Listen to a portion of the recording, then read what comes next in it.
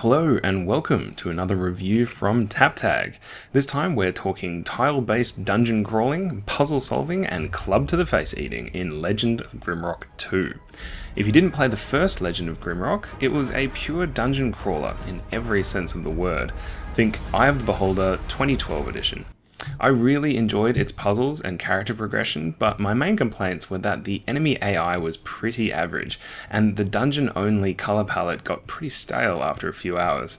Thankfully, they've addressed both of those complaints in the sequel, with a mysterious power causing the prisoner player characters, which actually, let's all agree that the prisoner origin story is a totally overused trope that I wouldn't mind seeing sunk along with amnesia and dead parents.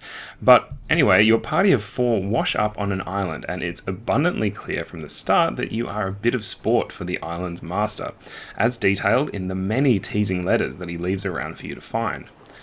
The original Legend of Grimrock took place exclusively indoors in the dungeon that you were thrown in, but Grimrock 2 makes a statement from the start. First with the lush beach scene with reeds, turtles, and water effects, and then with a rocky grasslands as you head into the island.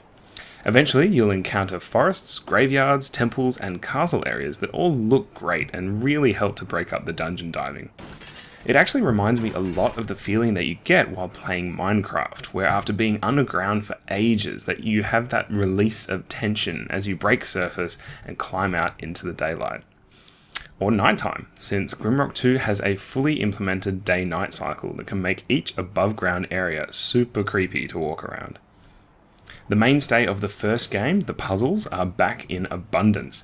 Obviously, I don't want to spoil any of the solutions, but a huge array of triggers, traps, buttons, and teleporters will give you a lot of pause for thought, especially when combined with the teasing hints left behind by your host.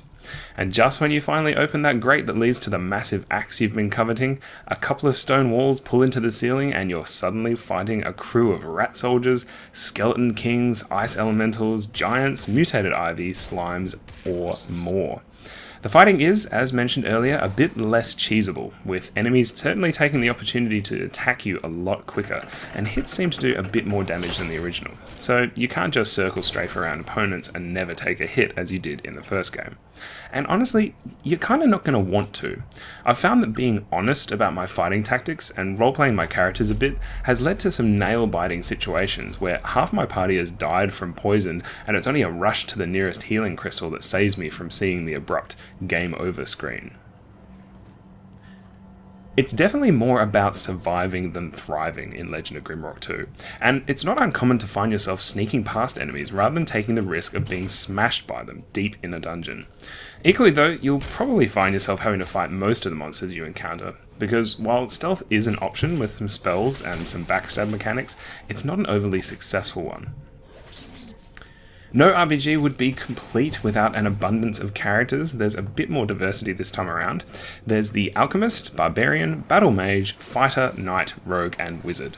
They all have fairly traditional attribute bonuses and roles you'd expect, and gain experience from fighting monsters and discovering secrets, but there's also a bonus class, the Farmer. An additional game mechanic in the game is Hunger, and it works in that you can only regain health while resting if you are fully satisfied in your tum-tums. But the Farmer class is unique in that a character of that class only gains XP from eating. It creates this weird image of your other characters mostly starving to death so that this one massive player can keep vacuuming up every morsel in sight. It's certainly a fun character to try and challenge yourself to play.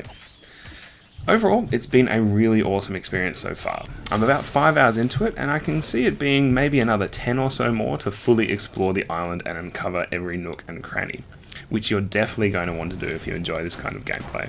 I can highly recommend Legend of Grimrock 2 if you enjoy dungeon crawling and RPGs in general. It's a really unique thing. There's not that much out on the market that echoes it. On Steam, PC, console, whatever. So yeah, I would highly recommend it for $20, $25 I think maybe.